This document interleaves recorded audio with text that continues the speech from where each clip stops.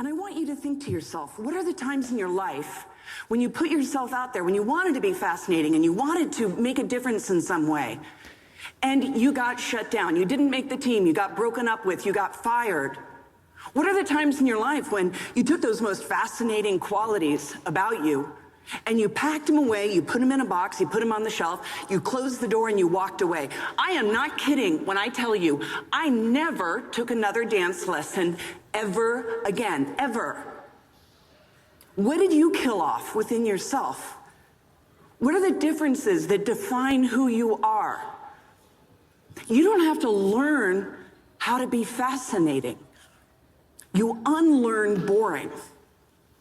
You don't learn how to be fascinating, you unlearn boring. And the problem is, I see this happening with my kids, the problem is that when we hear enough times that we have to be better, that we have to fix ourselves, that we're not measuring up, that there's some kind of arbitrary scorecard that tells us that in order to move forward in life, we have to incrementally claw our way along a treadmill comparing ourselves to other people.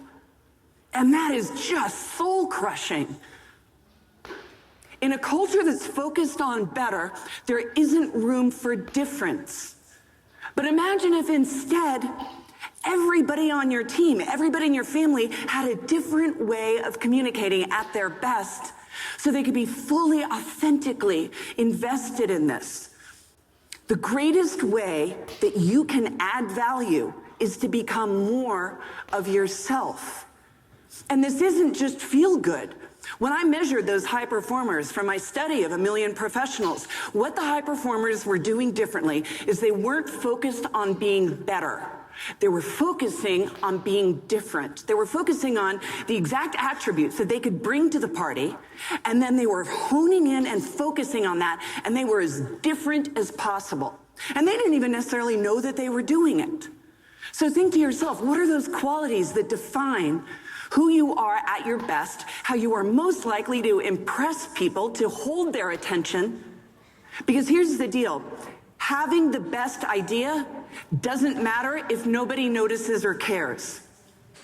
I'm an author. Writing the best book doesn't matter if nobody reads it. It's not enough to be the best attorney if you don't have any clients. It's not enough to develop the best product if nobody buys it. Being the best is not enough if nobody notices or cares. Being the best is not enough. It's not enough that you can't just be better. Being the best is not enough as the world becomes more distracted, more commoditized, more crowded. What is enough is being different. Focusing on the exact attributes, not different for the sake of different. Different in a way that strategically defines and sets apart who you are.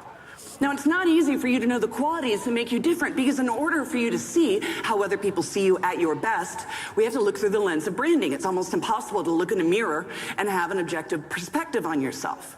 So I'd like to give you some resources that you can find out what makes you different. Now, think about this. A traditional way that we evaluate ourselves is, in what ways am I better and in what ways am I worse? And I want you to begin thinking about this internal conversation that you already have going. Oh, I'm better at driving, but I'm not fascinating. That's a perfect example.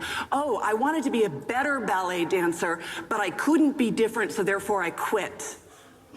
What are the situations in your life in which you were faced with the possibility that you were not enough, and that you were being evaluated according to somebody else's criteria of how you should or shouldn't succeed? Well, here's an idea. What if success is not absolute? What if we each have our own ways of over-delivering, making a difference, making a change? And so the problem when we begin to focus on how we can be better is that we kill off the possibilities of how we are already different. Better lives in the eyes of somebody else. It's a judgment that's projected on you. Different is available for everybody. So as you go back, as you begin to think of your teams and your family and your significant other, here's what I want you to think about. Find those qualities that differentiate you. Better is not differentiating, it's a commodity. Different is differentiating, but you have to know what makes you different. And then once you identify that, especially with adjectives, begin to think about your career. What are the ways in which you are able to deliver this? And what are the areas that feel like quicksand, stripping you of the joy and engagement that you could be giving to other people?